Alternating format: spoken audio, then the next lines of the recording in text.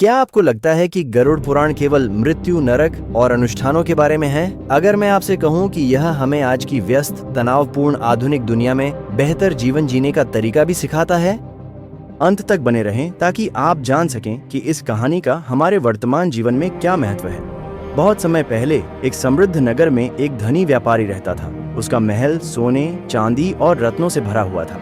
दर्जनों नौकर उसके लिए काम करते थे और उसका नाम दूर दूर तक सम्मानित था। लेकिन इस सारी संपत्ति के साथ व्यापारी का दिल बेचैन था। दिन रात वह अपनी संपत्ति के बारे में चिंतित रहता था। वह सोचता, क्या होगा अगर चोर मेरा सोना चुरा लें? क्या होगा अगर मेरे बच्चे मेरी संपत्ति बर्बाद कर दें जब मैं नहीं रहूं? मुझे और कमाना चाहिए, मुझे और सुरक्षा करनी चाहिए। जितनी अधिक संपत्ति वह इकट्ठा करता, उतना ही अधिक चिंतित हो जाता। उसका परिवार, दोस्तों और यहाँ तक कि भगवान के प्रति प्रेम धीरे धीरे कम हो गया। उसकी एकमात्र भक्ति उसकी दौलत के प्रति थी, लेकिन उसे नहीं पता था कि उसका समय समाप्त हो गया है। एक रात बिना किसी चेतावनी के यम के दूत आ गए। व्यापारी का शरीर ठंडा हो गया, उसकी सांस रुक गई और उसकी आत्मा खींच ली गई। लेकिन आगे बढ़ने के बजाय उसकी आत्मा उसके महल के पास ही मजबूती से चिपकी रही। खिड़कियों से उसने अपनी पत्नी को रोते हुए देखा, अपने बच्चों को संपत्ति के लिए लड़ते हुए देखा, अपने नौकरों को कीमती सामान चुराते हुए देखा। व्यापारी की आत्मा चिल्लाई, नहीं, वह सोना मेरा है, वे गहने मेरे हैं, उन्हें मत ले जाओ। लेकिन कोई उसे सुन नहीं सकता था। उसका शरीर चला गया था, उसकी आवाज अनसुनी थी। फिर भी उसका लगाव उसे उस दुनिया से बांधे हुए था जिसे उसने छोड़ दिया था। दिन बीत गए, उसकी आत्मा अपने ही घर में भटकती रही, बेचैन, गुस्से में और उदास।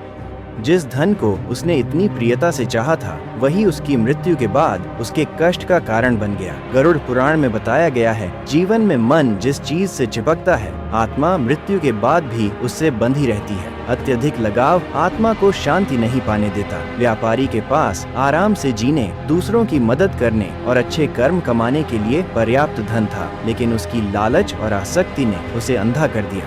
अंत में उसने सब कुछ खो दिया, अपना पैसा, अपना परिवार, अपना शरीर और यहाँ तक कि अपनी शांति भी। अब आइए हम अपने वर्तमान विश्व को देखें। क्या हम में से कई लोग उस व्यापारी की तरह नहीं जी रहे हैं? आज लोग लग्जरी कारों, ब्रांडेड कपड़ों, डिजाइनर गैजेट्स और सोशल मीडिया पर दिखावे के प्रति जुनूनी हैं।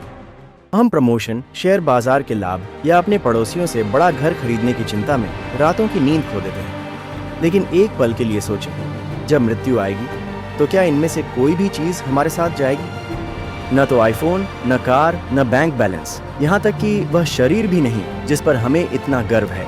हमारे साथ जाते हैं केवल हमारे कर्म, मूल्य और वह प्रेम जो हमने साझा किया। इसलिए गरुड़ पुराण हमें एक बहुत ही व्यावहारिक सत्य सिखाता है, जीवन का आनंद लें लेकिन संपत्तियों के गुलाम न बने। धन का उपयोग समझदारी से करें, परिवार के लिए, दान के लिए, आत्म विकास के लिए, संतुलन के साथ जिएं, क्योंकि लगाव इस दुनिया और अगले में दोनों में दुख पैदा करते हैं।